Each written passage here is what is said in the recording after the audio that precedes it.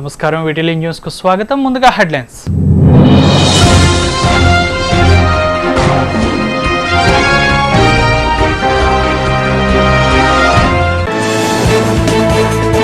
రాజ్నాథ్ సింగ్ అధ్యక్షతన శుక్రవారం ఢిల్లీలో సమావేశం కానున్న అఖిలపక్షం. భారత్ చైనా సరిహద్దు, అమర్నాథ్ యాత్రిక దాడి సహా పలు అంశాలపై చర్చ జరగనున్నట్లు సమాచారం. కాపు ఉద్యమ నేత ముద్రగడ పాదయాత్రకు అనుమతి లేదన్న హోంమంత్రి. ఉద్యమాలతో ప్రజలను రెచ్చగొడితే ఉపేక్షించబోమన్న చినరాజప్ప.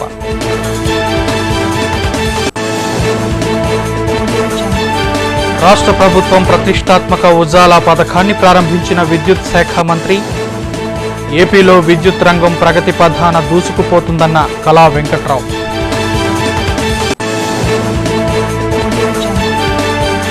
దక్షిణ నియోజకవర్గంలో విస్తృత అవగాహనకి శ్రీకారం చుట్టిన ఎమ్మెల్యే వాసుపల్లి.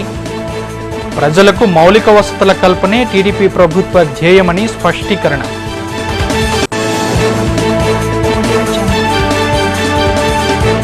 శత్రుదేశం చైనాను నిలువరించాలన్న జనజాగరణ సమితి. చైనా వస్తువులను నిషేధించి దేశభక్తిని చాటాలని పిలుపు.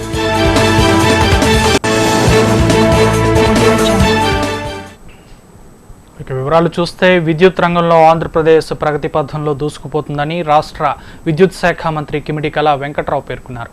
రాష్ట్ర ప్రభుత్వం ప్రతిష్టాత్మకంగా చేపట్టిన ఉజాలా పథకం ప్రారంభోత్సవంలో ఆయన ముఖ్య అతిథిగా పాల్గొని లాంఛనంగా ప్రారంభించారు.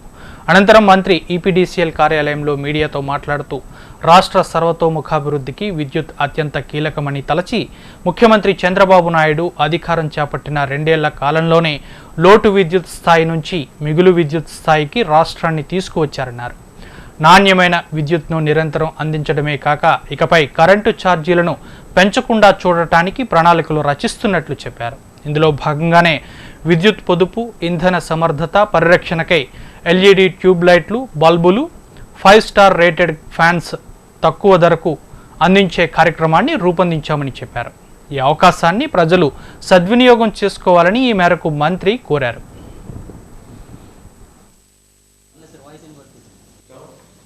అదే కాకుండా సోలార్ కనెక్షన్స్ కూడా కరెంట్ ఛార్జీలు తగ్గొచ్చేమో కానీ పెంచడం ఉండదు అని చెప్పి దాంట్లో భాగంగానే మా ఎఫిషియన్సీ పెంచుకుని అవసరమైతే ఛార్జెస్ తగ్గించడానికి మా డిపార్ట్మెంట్ పనిచేస్తుంది. ఏదైతే పాలసీ సీఎం గారు చెప్పారో దాన్ని మేము తప్పకుండా ఇంప్రూవ్మెంట్ చేయడానికి మా కృషి మేము చేసుకుంటున్నాం. అందువల్ల ఏంటంటే రాబోయే రోజుల్లో ఛార్జెస్ పెరగవు అనేటటువంటిది ఒక క్లారిటీ ఏదైతే సీఎం గారు ఇచ్చారో అది తప్పకుండా పెరిగేటటువంటి పరిస్థితి ఉండదు. తగ్గించే పరిస్థితికి మేము ముందుకు వచ్చే పరిస్థితి ఉంటుంది. ఇకపోతే చాలా మంది మాట్లాడుతుంటారు ఈ అగ్రికల్చరల్ కనెక్షన్స్ గురించి. ఇక్కడ 2 లక్షల పైసలు ఉన్నాయి ఈపీడీసీఎల్లో. అది ఈస్ట్ గోదావరి అప్లయన్స్ కానీ, వెస్ట్ గోదావరి అప్లయన్స్, అదేవిధంగా శ్రీకాకుళం, విజయనగరం, విశాఖపట్నంలో ఉండే కనెక్షన్స్ అన్నింటినీ కూడా వీటికి ఏంటంటే మా జనరల్ ప్రాక్టీస్. దక్షిణ నియోజకవర్గంలో మౌలిక వసతుల కల్పన విస్తృతికి ఎమ్మెల్యే వాసుపల్లి గణేష్ కుమార్ శ్రీకారం చుట్టారు. ఇందులో భాగంగా నియోజకవర్గంలోని 22వ వార్డులో నూతన సీసీ రోడ్ నిర్మాణానికి శంకుస్థాపన చేశారు. అనంతరం వాసుపల్లి మాట్లాడుతూ 38 లక్షల వ్యయంతో సీసీ రోడ్ నిర్మాణానికి చర్యలు చేపట్టినట్లు చెప్పారు.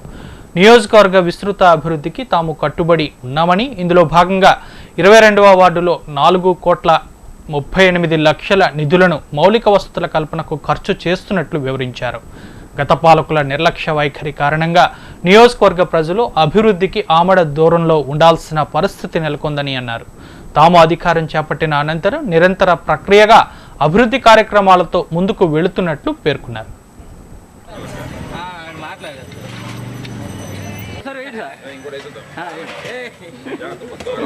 ఈ వార్డులోని ఇప్పటి వరకు కూడా 52 వర్కులకి మనం కంప్లీషన్ చేసుకున్నాము. ఒక వార్డులోని అంటే 4,38,00,000 వర్కులు టేకప్ చేస్తాం ఇప్పటి వరకు కూడా 22వ వార్డు. దాన్ని బట్టి మీరు అర్థం చేసుకోవాలి ప్రజలు అలాగే మీడియా రంగం కూడా గత పాలకులు ఎంత నిర్లక్ష్యం చేస్తుంటే ఈ వార్డులో 4,38,00,000 వర్కులు పెట్టినా కానీ ఇంకా మనకి పని కనిపిస్తూనే ఉందన్నమాట.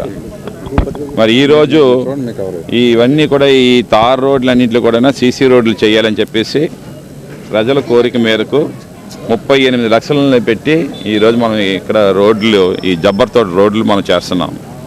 జబ్బర్ తోటలో గతంలో వెళ్ళాలంటే కాంగ్రెస్ పరిపాలన ఉండేటప్పుడు ఒక బార్ మాదిరిగా తలపించేదన్నమాట.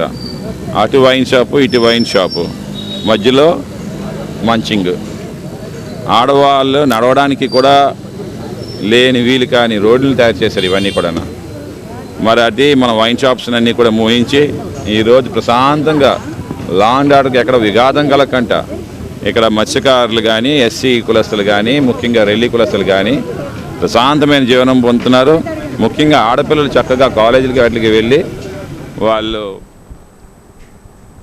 విశాఖ నగర సందర్శనకు వచ్చే పర్యాటకుల సౌకర్యార్థం రాయల్ బ్రదర్స్ పేరిట బైక్ రెంటల్ సంస్థ ఏర్పాటు కావడం ఆనందదాయకమని రాష్ట్ర మానవ వనరుల అభివృద్ధి శాఖ మంత్రి గంటా శ్రీనివాసరావు అన్నారు. నగరంలోని ఓ హోటల్లో ఈ మేరకు సంస్థ నూతన శాఖను ప్రారంభించిన మంత్రి అనంతరం మీడియా సమావేశంలో మాట్లాడారు. స్మార్ట్ సిటీగా ఆర్థిక రాజధానిగా పేరుగాంచిన విశాఖలో ఇటువంటి కంపెనీ ఏర్పాటు శుభపరిణామమన్నారు. ఈ సందర్భంగా సంస్థ కో-ఫౌండర్ మంజునాథ్ బృందాన్ని అభినందిస్తున్నట్లు చెప్పారు. దేశంలో పలు ప్రధాన నగరాల్లో రాయల్ బ్రదర్స్ సంస్థ సేవలు అందిస్తుందని, తొలిసారిగా విశాఖలో ఈ శాఖ ఏర్పాటు కావడం టూరిస్టులు సహా నగరవాసులకు ఎంతో ఉపయుక్తంగా ఉంటుందన్నారు. నామమాత్రపు రుసుముతో అన్ని రకాల బైక్లను ఆన్లైన్ రిజిస్ట్రేషన్తో అద్దెకు ఇవ్వడం, జీపీఎస్ సిస్టమ్ ద్వారా ప్రయాణాన్ని క్రోడీకరించడం మరో గొప్ప విషయమన్నారు.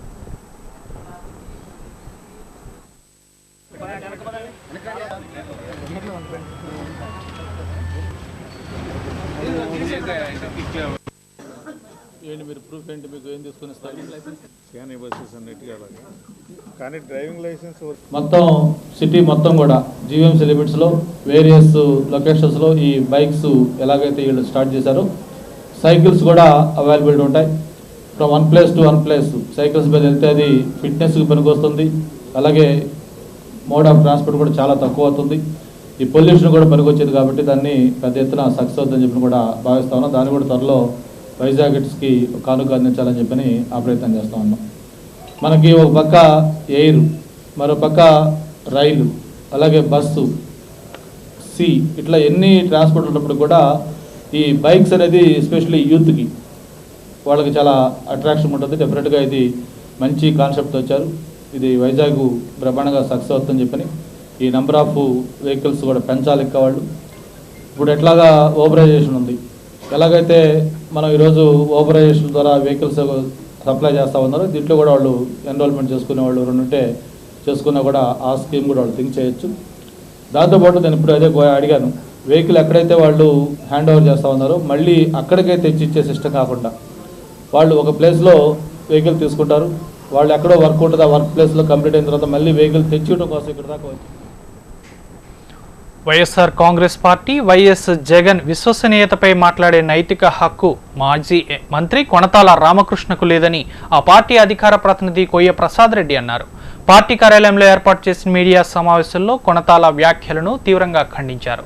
ప్రజలకు అండగా నిలిచి ప్రజల పక్షాన పోరాడే ఏకైక పార్టీ వైఎస్ఆర్ కాంగ్రెస్ పార్టీ అని అన్నారు. కేవలం చంద్రబాబు, కొణతాల వంటి నాయకులను ఉపయోగించుకొని తమ అధినేత జగన్పై బురద జల్లే ప్రయత్నాలు చేస్తున్నారని ఆరోపించారు. జగన్ వ్యతిరేక శక్తులు ఎవరెన్ని కుట్రలు పన్నినా జగన్ మేనిఫెస్టో ప్రజల్లోకి చేరిందని, 2019లో వైసీపీ విజయం ఖాయమని ఈ సందర్భంగా కొయ్య ప్రసాద్ రెడ్డి స్పష్టం చేశారు.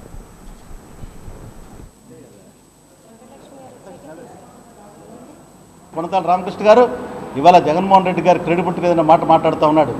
జగన్మోహన్ రెడ్డి గారికి ఉన్నటువంటి క్రెడిబిలిటీ ఉంది కాబట్టే జగన్మోహన్ రెడ్డి గారు సోనియా గాంధీని ఎదిరించి ఈవేళ పోరాటం చేస్తున్నారు.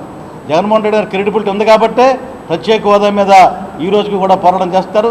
ప్రత్యేక హోదా సాధించే వరకు కూడా పోరాటం చేస్తున్న విషయాన్ని మేము అర్థం చేసుకోవాల్సిందిగా కొణతాల రామకృష్ణ కోరుతున్నాం. మీలాగా పేపర్కి ఏదో ఉత్తుత్తి పర్యటనలు చేసి ఏదో జరిగిపోతే మేము చేసామని చెప్పుకునేటువంటి పార్టీ వైఎస్ఆర్ కాంగ్రెస్ పార్టీ కాదు. వైఎస్ఆర్ కాంగ్రెస్ పార్టీ చేస్తున్న పోరాట ఫలితంగానే ఈ మాత్రమే చంద్రబాబు నాయుడు అరకొర రైతు రుణమాఫీ, అరకొర డ్వాక్రా సంఘాలకి డబ్బులు వేయడం, అరకొర పోలవరం ప్రాజెక్టు పనులు ప్రారంభించడం తప్ప రాజశేఖర ప్రభుత్వ హయాంలో చేసినట్టు కార్యక్రమాలు చేయలేదనేది ప్రజలందరూ గమనిస్తున్నారు. చంద్రబాబు నాయుడుతో పాటు ఈ దేశంలో ఉన్నటువంటి జగన్మోహన్ రెడ్డి వ్యతిరేక శక్తులన్నీ కూడా ఇవాళ మూకుమ్మడిగా దాడి చేయడానికి ప్రయత్నాలు ప్రారంభించాయి. ఇవాళ చంద్రబాబు నాయుడు గారు ఇటువంటి కొనతాల రామకృష్ణ గారు లాంటి వాళ్ళని ఉపయోగించి జగన్మోహన్ రెడ్డి మరి బురదల్లని ప్రయత్నం చేస్తున్నారు. ఎట్టి పరిస్థితుల్లో సూర్యుని ముందు మీ కుప్పిగంతులు పనికిరావని విషయాన్ని, నూలి పురుగులు పనికిరావని విషయాన్ని ఏ విధంగా మనం చూస్తున్నాం, మలమాల మాడిపోతారో అది.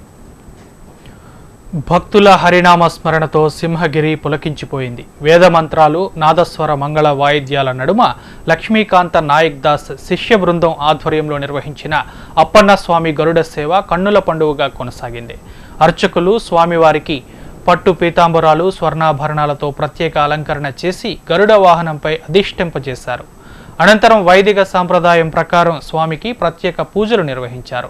లక్ష్మీకాంత నాయక్ దాస్ స్వామికి వింజామర సేవల అనంతరం మాడవీధుల్లో భక్తులకు స్వామి దివ్య తేజస్సుతో దర్శనమిచ్చారు. ఈ మేరకు ఉత్సవ వైభవాన్ని సీతారామాచార్యులు తెలియజేశారు.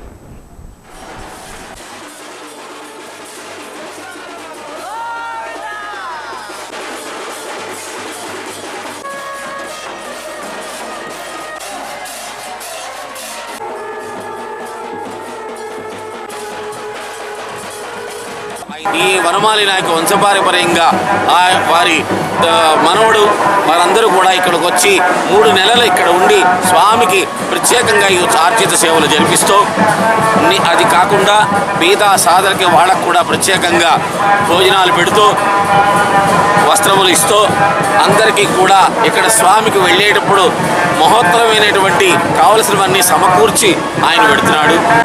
గరుడ సేవ అనగా చాలా ముఖ్యమైనది. మనలో ఈ గరుడ వాహనం మీద ఈ యొక్క గరుడ సేవ చేయించుకునే ఎడల మనకి ఎప్పుడైనా పుట్టిన తర్వాత మరణించక తప్పదు. ఈ గరుడ సేవ చూసిన వారికి, చేయించే వారికి కరులార విందగా రేపు పొద్దున్న రేపు ఇవాళ కాదే రేపు ఎప్పుడైనా మరణించక తప్పదు. ఈ యొక్క గరుడ సేవ చేసిన ఎడల సింహాద్రినాథుడు గరుడ సేవ మీద వేయించేశారు. చక్కగాను వీరందరికీ కూడా పారిశ్రామిక ప్రాంతం 48వ వార్డు పరిధి ఇందిరా కాలనీలో ఉన్న పార్కులో క్రీడా మైదానం ఏర్పాటుకు స్థానిక ఎమ్మెల్యే గణబాబు శ్రీకారం చుట్టారు. ఈ మేరకు నిర్మాణానికి భూమి పూజ చేశారు. అనంతరం గణబాబు మాట్లాడుతూ సుమారు 15 లక్షల వ్యయంతో క్రీడా మైదానాన్ని అందుబాటులోకి తీసుకురానున్నట్లు చెప్పారు. త్వరితగతిన పనులు పూర్తి చేసి అందుబాటులోకి తీసుకురావాలని అధికారులను ఆదేశించినట్లు చెప్పారు. అటువైపు జగన్ పై విమర్శలు గుప్పించిన గణబాబు ఓటమి భయంతోనే వైఎస్ జగన్ ప్లీనరీ సమావేశాలు నిర్వహించారని ఎద్దేవా చేశారు. ప్లీనరీ సమావేశంలో అమలు సాధ్యం కాని 9 అంశాల హామీలు గుప్పించడం హాస్యాస్పదమన్నారు.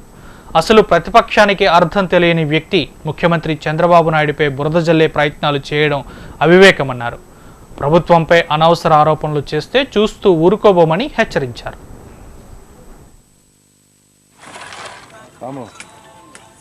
ఒక అభియోగం వేసి ప్రజల్లో గమనించాలి.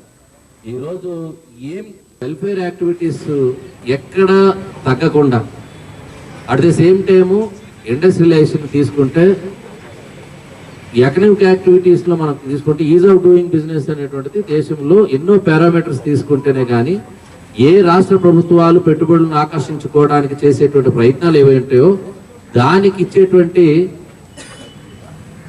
ఒక ప్రాతిపదిక ఏదైతే ఉందో దానిలో కూడా గత ఏడాది సెకండ్ స్థానం ఉంటే ఈ ఏడాది మొదటి స్థానంకి వచ్చాం.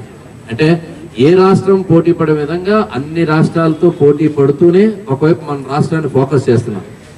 సమ్మిట్స్ పెట్టారు, ఇంటర్నేషనల్ సమ్మిట్స్ ఇక్కడే పెట్టారు. పెట్టుబడులు ఆకర్షించుకోవడంలో కూడా మనం ముందున్నాం కాబట్టి ఈరోజు అన్నీ జరుగుతూ ఉన్నాయి. మన రాష్ట్రంలో చూస్తే ఒకవైపు హెచ్బిసిఎల్ ఎక్స్పాన్షన్ కానీ, మన నియోజకవర్గం తీసుకుంటే కోరమండల్ ఎక్స్పాన్షన్ కానీ, ఇవన్నీ కూడా ఊరికే దశల్లో ఉండేవి. గతంలో బయట రాష్ట్రాలు పోతాయనేటువంటి ప్రచారం ఉండేది. పక్క రాష్ట్రాలకి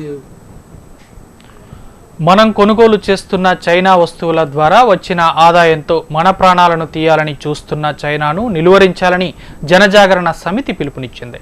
ఈ మేరకు జీవీఎంసీ గాంధీ విగ్రహం వద్ద విద్యార్థులతో భారీ ప్రదర్శనను చేపట్టింది. భారత ఈశాన్య రాష్ట్రాలను విడదీయాలనే కుట్ర బుద్ధిని ప్రదర్శిస్తున్న చైనాను నిలువరించాలని ఈ సందర్భంగా సమితి అధ్యక్షులు వాసు పేర్కొన్నారు. మనం చైనా వస్తువులు కొనుగోలు చేయటం ద్వారా ప్రతి ఏటా 60 లక్షల కోట్ల రూపాయలు ఆదాయాన్ని ఆ దేశం పొందుతుందని అన్నారు. భారత్ సూపర్ పవర్గా ఎదగడాన్ని అడుగడుగునా అడ్డుకుంటున్న చైనా వస్తువులను అందరూ నిషేధించి దేశభక్తిని చాటాలని పిలుపునిచ్చారు. అనంతరం చైనా వస్తువుల నిషేధంపై విద్యార్థులతో ప్రతిజ్ఞ చేయించారు.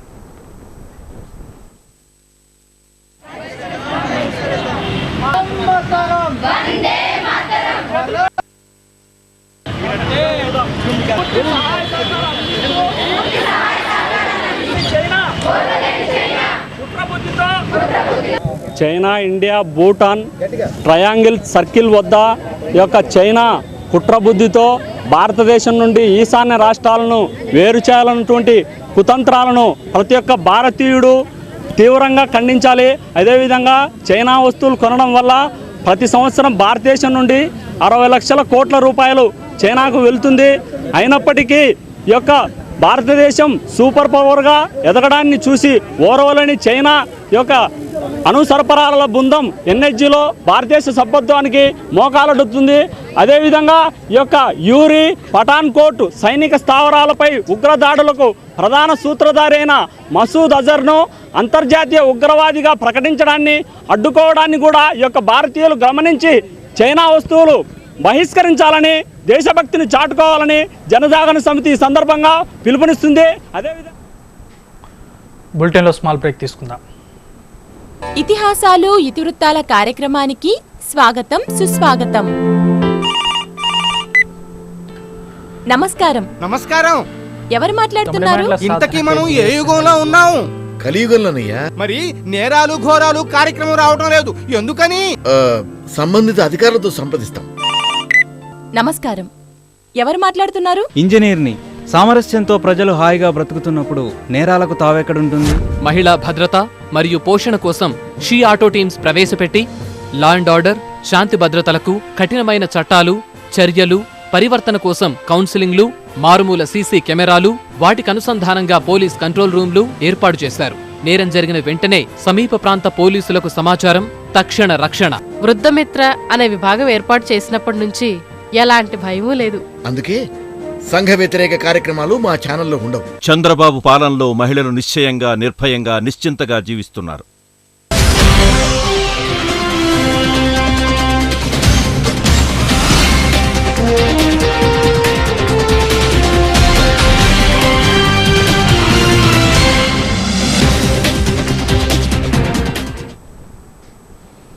Welcome back. తమ డిమాండ్ల సాధనకై బిఎస్ఎన్ఎల్ యూనియన్స్, అసోసియేషన్స్ దేశవ్యాప్త ఆందోళన కార్యక్రమాలు నిర్వహించాయి. ఇందులో భాగంగా నగరంలోని డాబా గార్డెన్స్ బిఎస్ఎన్ఎల్ కార్యాలయం వద్ద ఒక్కరోజు నిరాహార దీక్షను కొనసాగించాయి. ఈ సందర్భంగా ఎస్ఎన్ఈఏ జిల్లా అధ్యక్షులు సత్యనారాయణ మాట్లాడుతూ ఎన్నో ఏళ్లుగా అపరిష్కృతంగా మిగిలిపోయిన సమస్యలపై నేడు 8 సంఘాలు ఐక్యంగా ఆందోళన కార్యక్రమాలు నిర్వహిస్తున్నట్లు చెప్పారు. బిఎస్ఎన్ఎల్ ఉద్యోగులకు వేతన సవరణతో పాటు రిటైర్డ్ పర్సన్స్కు పెన్షన్ సవరణ చేయాలని డిమాండ్ చేశారు. అదేవిధంగా డైరెక్ట్ రిక్రూటర్స్కు 30% రిటైర్మెంట్ బెనిఫిట్స్ అమలు చేస్తూ ట్రేడ్ యూనియన్ కార్యకలాపాలు నిషేధించే ఆర్డర్ను రద్దు చేయాలని డిమాండ్ చేశారు.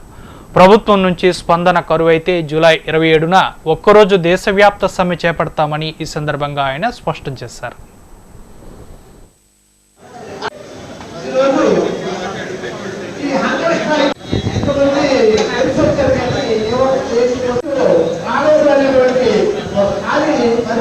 ఈ రోజున దేశవ్యాప్తంగా మా యూనియన్స్ అండ్ అసోసియేషన్స్ 8 కలిసి 3వ వేతన సవరణ సంఘం జీతాలు మాకు ఇంప్లిమెంట్ చేయాలని అడుగుతూ ఇప్పుడు దేశవ్యాప్తంగా ఈరోజు నిరాహార దీక్ష చేస్తున్నాము. ప్లస్ మా బిఎస్ఎన్ఎల్లో రిక్రూట్ అయినటువంటి యంగ్ కామ్రేడ్స్కు వాళ్ళందరికీ కూడా ఎగ్జిక్యూటివ్, నాన్ ఎగ్జిక్యూటివ్స్లో రిక్రూట్ అయిన వాళ్ళందరికీ 30% రిటైర్మెంట్ బెనిఫిట్స్ అమలు చేయాలని కోరుతున్నాము.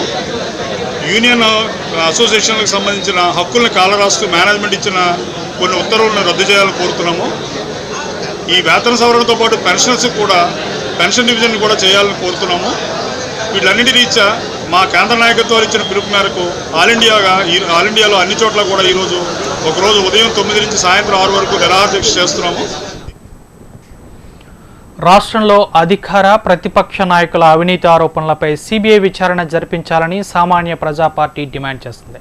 ఈ సందర్భంగా ఆ పార్టీ కార్యాలయంలో ఏర్పాటు చేసిన మీడియా సమావేశంలో పార్టీ అధ్యక్షులు కర్రి ఆదిబాబు మాట్లాడుతూ, విశాఖలో చేపట్టిన మహానాడులో చంద్రబాబు సహా అధికార పార్టీ గణం ప్రతిపక్ష నేత జగన్ సహా అతని అనుచర వర్గంపై అవినీతి ఆరోపణలు చేసిందని గుర్తు చేశారు. అదేవిధంగా ఇటీవల జరిగిన వైకాపా ప్లేనరీ సమావేశంలో జగన్ అధికార టీడీపీ ప్రభుత్వ పెద్దలైన అవినీతి ఆరోపణలు చేశారని చెప్పారు. ఈ నేపథ్యంలో ఇరు పార్టీల అవినీతి ఆరోపణలను సిబిఐ పరిగణలోకి తీసుకుని నిజానిజాలు నిగ్గు తేల్చాలని డిమాండ్ చేశారు. టీడీపీ వైకాపా విధానాలతో ప్రజలు అయోమయ స్థితిలో ఉన్నారని, ఇప్పటికైనా ప్రజలు సామాన్య హక్కులు కాపాడే పార్టీలను ఎన్నుకోవాలని పిలుపునిచ్చారు.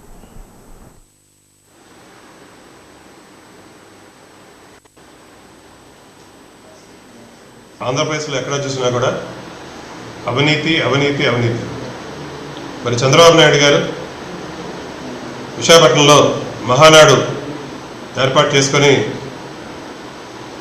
వైఎస్ఆర్సీపీ రాష్ట్ర అధ్యక్షుడు జగన్మోహన్ రెడ్డి గారు, మరి ఎంపీలు ఎమ్మెల్యేలు వారి కార్యకర్తలు అత్యంత అవినీతి పరులని మరి ఆయన చెప్పడం జరిగింది.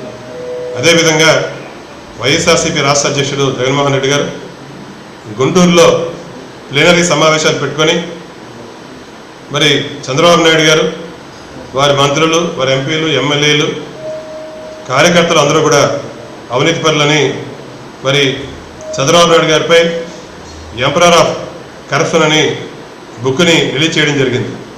అలాగే చంద్రబాబు నాయుడు గారు రాజా ఆఫ్ కరప్షన్స్ అని రాజశేఖర రెడ్డి గారిపై ఆ రోజుల్లో బుక్ని ప్రచురించడం జరిగింది. ఈ రెండు బుక్కుల్ని ఆధారం చేసుకొని కేంద్ర ప్రభుత్వం వెంటనే సుమోటుగా సిబిఐ ఎంక్వైరీ జరిపించాలని అటు ముఖ్యమంత్రి చంద్రబాబు నాయుడు గారిపై అలాగనే ఇటు జగన్మోహన్ రెడ్డి గారిపై ఇద్దరిపైన కూడా సిబిఐ ఎంక్వైరీ జరిపించి ఎవరి అవినీతి ఆరోపణలు ప్రూవ్ అయినట్టయితే వారిని జైల్లో పెట్టి శిక్షించాలని, ఒకవేళ అవి ప్రూవ్ అవ్వకుండా ఆరోపణలుగానే ఉండిపోయినట్టయితే ఆరోపణలు చేయడం వల్ల ఆంధ్రప్రదేశ్ తాలూకా అభివృద్ధి అలాగే భారతదేశం తాలూకా అభివృద్ధి. జీవీఎంసీ పరిధి 69వ వార్డు వెంకట సాయి నగర్లో ఆవాసం ఏర్పరచుకుని ఉంటున్న రమణమ్మ అనే దివ్యాంగ మహిళ ఇంటిని జీవీఎంసీ సిబ్బంది కూల్చివేశారు. దీంతో తీవ్ర ఆవేదనకు గురైన ఆమె తన గోడును మీడియాకు విన్నవించారు. గత 12 ఏళ్లుగా తాను కమ్మలపాకలో నివాసం ఉంటున్నానని, హుద్హుద్ సమయంలో దెబ్బతినడంతో జీపీఆర్ఎస్ సర్వే ద్వారా 5,000 రూపాయలు ప్రభుత్వం తన బ్యాంకు ఖాతాలో వేసినట్లు చెప్పారు. ఆ నగదుతో రేకుల షెడ్డును నిర్మించుకుంటే స్థానిక టీడీపీ వార్డు అధ్యక్షులు సహా జన్మభూమి కమిటీ సభ్యుడు 50,000 రూపాయలు లంచం డిమాండ్ చేశారని ఆరోపించారు.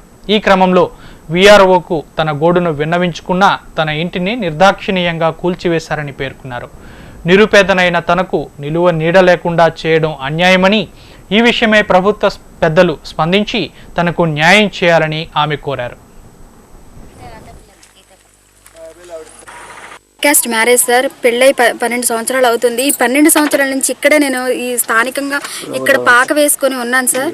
7 సంవత్సరాలు పాక వేసుకొని ఉన్నాను సార్. 7 సంవత్సరాలు పాక వేసుకున్న తర్వాత పంచకల రమేష్ బాబు గారు మా బాధను చూసి అతనితో చెప్పుకున్న తర్వాత కరెంటు కూడా వేయించారు సార్.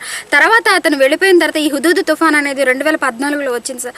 2014లో వచ్చినప్పుడు ఈ పాక పడిపోయినందుకు నాకు ఎక్స్గ్రేషియా కూడా 5,000 ప్రభుత్వం వారు ఇచ్చారు సార్. అది కూడా జీపీఆర్ఎస్ ద్వారా సర్వే చేసి మరీ ఇచ్చారు సార్. అని నేను ఇక్కడ ఉన్నాను లేదు అని జీపీఆర్ఎస్ ద్వారా ఐరస్ చేసి మరి కూడా ఆ రోజు నాకు 5,000 శాంక్షన్ చేశారు సార్. కానీ అదే చేసిన వాళ్ళు పట్టాకు పెట్టుకున్నప్పుడు మాత్రం నాకు పట్టా రాలేదండి. పట్టా రాలేదు కదా అని ఎదురు చూసి ఇప్పుడు ఉండడానికి నాకు ఎక్కడ నివాసం ఏర్పరచుకోలేక నేను ఇప్పుడు చిన్నది 40 గజాల్లో 20 గజాలు షెడ్ కట్టుకున్నాను. 20 గజాలు వదిలేశాను.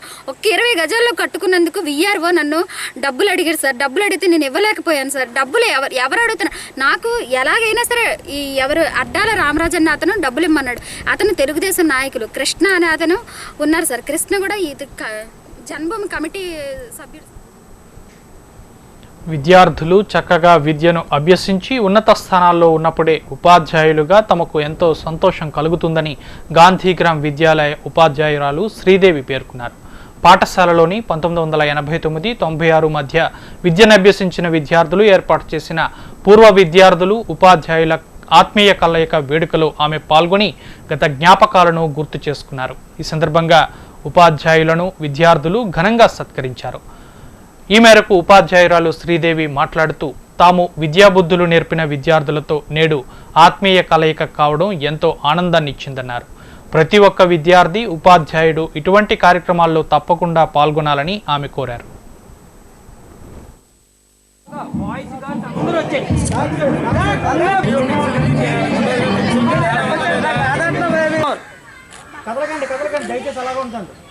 వాళ్ళ 89 to 96 బ్యాచ్ వాళ్ళు 55 మెంబర్స్ స్టూడెంట్స్ అద్భుతంగా ఈ జరిగిన ఫంక్షన్ వెనుక 4 నెలల వాళ్ళ కృషి, వాళ్ళ కష్టం ఉంది. ఇంతమంది ఎక్కడెక్కడో న్యూజిలాండ్, సింగపూర్, అలాగే వేరే కంట్రీస్లో ఉన్న పిల్లలు, హైదరాబాద్, బెంగళూరు, ఎంత గొప్ప గొప్ప స్థితిలో ఉన్నారంటే పిల్లలందరూ అది మాటలతో చెప్పలేని ఆనందంగా ఉంది మా టీచర్స్ అందరికీ.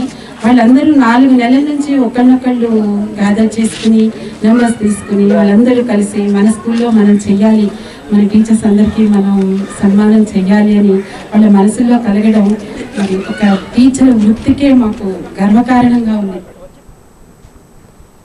సామాజిక న్యాయమే ధ్యేయంగా విశాఖలో ఆగస్టు 3న జరగనున్న సమర శంఖారావం కార్యక్రమాన్ని విజయవంతం చేయాలని republic party of India Telugu రాష్ట్రాల కన్వీనర్ శివనాగేశ్వరరావు పిలుపునిచ్చారు. ఈ మేరకు డాబా గార్డెన్స్లోని విజయ ప్రెస్ క్లబ్లో ఏర్పాటు చేసిన మీడియా సమావేశంలో ఆయన పాల్గొని మాట్లాడారు. జాతీయ అధ్యక్షులు రామ్దాస్ ఆత్వాలే అధ్యక్షతన ఈ కార్యక్రమం జరగనుందని చెప్పారు. తెలుగు రాష్ట్రాల్లో సామాజిక న్యాయం పూర్తిగా కనుమరుగవుతోందని, బాబాసాహెబ్ అంబేద్కర్ ఆశయాలు నెరవేరడం లేదని ఆవేదన వ్యక్తం చేశారు. ఢిల్లీ నుంచి గల్లీ వరకు సకల జనుల సంక్షేమమే ధ్యేయంగా బహుజన రాజ్యాన్ని స్థాపించేందుకు అన్ని వర్గాలను మమేకం చేస్తున్నామని చెప్పారు. ఎస్సీ, ఎస్టీ, బీసీ, మైనారిటీ సామాజిక శంఖారావం కార్యక్రమాన్ని అందరూ విజయవంతం చేయాలని ఈ సందర్భంగా ఆయన కోరారు. ఆల్ ఇండియా గౌడ్ సంఘం రాష్ట్ర ఆగస్టు 3వ తారీఖున ఆంధ్ర యూనివర్సిటీ క్యాంపస్లో మరి వారు బీసీలకి చట్టసభల్లో రిజర్వేషన్ కొరకు, రెండోది స్పెషల్ స్టేటస్ కోసం పోరాటం చేసి ఇప్పుడు స్పెషల్ స్టేటస్ బీసీలకి ఇవ్వడం జరిగింది. అది లోక్సభలో బిల్లు పాస్ అయ్యి ఉంది, రాజ్యసభలో కూడా అది పాస్ అయితే బీసీలకి చట్టసభల్లో స్పెషల్ స్టేటస్ దొరుకుతుంది. ఎలాగ ఎస్సీ ఎస్టీల మీద ఎలాగైతే యాక్ట్ ఉందో అదేవిధంగా బీసీల్లో కూడా ఆ యాక్ట్ పరిగణించబడుతుంది. కొంతవరకు ఈ మధ్యన బీసీలో చాలా వరకు దాడులు జరుగుతున్నాయి. ఈ తెలుగుదేశం ప్రభుత్వం కానీ కాంగ్రెస్ ప్రభుత్వం కానీ చాలా ప్రభుత్వాలు కూడా బీసీలపై దాడులు జరుగుతున్నాయి. దాన్ని దృష్టిలో పెట్టుకొని స్పెషల్ స్టేటస్ మరి భారత ప్రధాని మోడీ గారి ప్రభుత్వం ఇవ్వటం జరిగింది. దానికి మూల పురుషుడు రామ్దాస్ అత్వాలే గారు. అందులో భాగంగా ఇక్కడ ఉన్నటువంటి బీసీ సంఘాలు, ఎస్సీ సంఘాలు, ఎస్టీ సంఘాలు కూడా రామ్దాస్ అత్వాలే గారిని రేపు ఇక్కడ రిసీవ్ చేసుకొని ఆయనకి యొక్క శ్రీ గీతా సేవా ట్రస్ట్ ఆధ్వర్యంలో అపూర్వ గీతా చిత్ర ప్రదర్శన నిర్వహించనున్నట్లు ట్రస్ట్ ప్రతినిధి వివి రంగనాథన్ తెలిపారు. ఈ మేరకు విజేఎఫ్ ప్రెస్ క్లబ్లో ఏర్పాటు చేసిన మీడియా సమావేశంలో ఆయా వివరాలను వెల్లడించారు. నగరంలోని వైశాఖి జల ఉద్యానవనం వేదికగా 15వ తేదీన ప్రారంభం కానున్న ఈ చిత్ర ప్రదర్శన 3 రోజుల పాటు కొనసాగనుందని చెప్పారు. భగవద్గీతకు సంబంధించిన మధుర ఘట్టాలను 190 వర్ణ చిత్రాల ద్వారా లఘు వ్యాఖ్యలతో ఫ్లెక్సీల రూపంలో ఏర్పాటు చేయనున్నట్లు వివరించారు. పలువురు పండితులు చిత్ర విశేషాలను తెలియజేస్తారని పేర్కొన్నారు. అదేవిధంగా బొమ్మల భగవద్గీత పుస్తకావిష్కరణ కార్యక్రమాన్ని కూడా ఈ సందర్భంగా నిర్వహించనున్నట్లు తెలియజేశారు. ఈ సదవకాశాన్ని విశాఖ ప్రజలు సద్వినియోగం చేసుకుని ప్రదర్శనను తిలకించాలని ఆయన కోరారు. అనంతరం సంబంధిత పోస్టర్ను విడుదల చేశారు. ఈ నెల 15, 16, 17 తేదీలు అనగా రానున్న శనివారం, ఆదివారం, సోమవారం ఈ 3 రోజులు స్థానిక జల ఉద్యానవనం వైశాఖి జల ఉద్యానవనంలో జరగనున్న అపూర్వమైన గీతా చిత్ర ప్రదర్శనని పత్రికా విలేకరుల ద్వారా పురజనులకు తెలియజేయడానికి ఈ సమావేశమైనది. ఈ చిత్ర ప్రదర్శనలో ప్రముఖ చిత్రకారులు రూపొందించిన 190 వర్ణ చిత్రాలు లఘు వ్యాఖ్యానంతో ఫ్లెక్సీల రూపంలో ఈ చిత్ర ప్రదర్శనలో ప్రదర్శింపబడతాయి. ఈ చిత్రాలన్నీ కూడా సెల్ఫ్ ఎక్స్ప్లెనేటరీ అయినను ప్రముఖులైన పండితులు దాన్ని వివరించి ప్రేక్షకులకు తెలియజేస్తారు.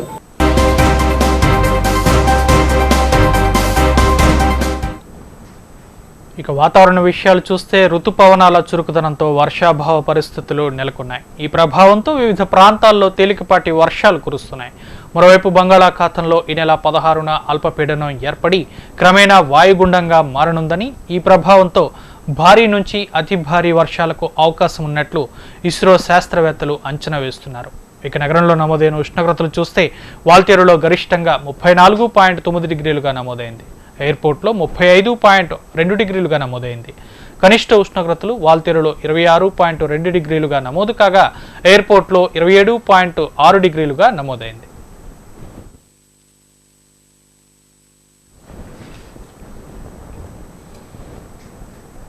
హెడ్లైన్స్ మరోసారి.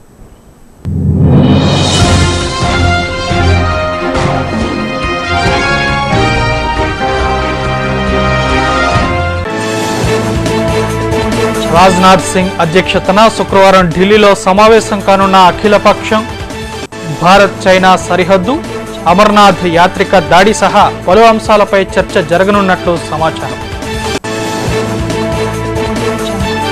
కాపు ఉద్యమ నేత ముద్రగడ పాదయాత్రకు అనుమతి లేదన్న హోంమంత్రి, ఉద్యమాలతో ప్రజలను రెచ్చగొడితే ఉపేక్షించబోమన్న చినరాజప్ప.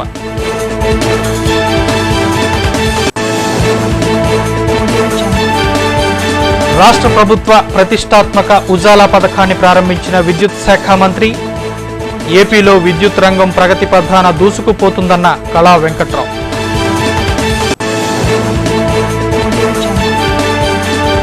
దక్షిణ నియోజకవర్గంలో విస్తృత అభివృద్ధి కార్యక్రమాలకు శ్రీకారం చుట్టిన ఎమ్మెల్యే వాసుపల్లి, ప్రజలకు మౌలిక వసతుల కల్పనే టీడీపీ ప్రభుత్వ ధ్యేయమని స్పష్టీకరణ.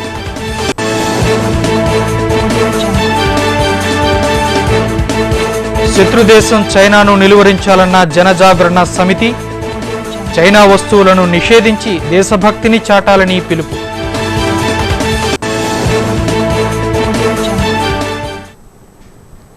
ఈ వార్తలు ఇంతటితో సమాప్తం. మరో బులెటిన్లో మళ్ళీ కలుసుకుందాం. అంతవరకు సెలవు. నమస్కారం.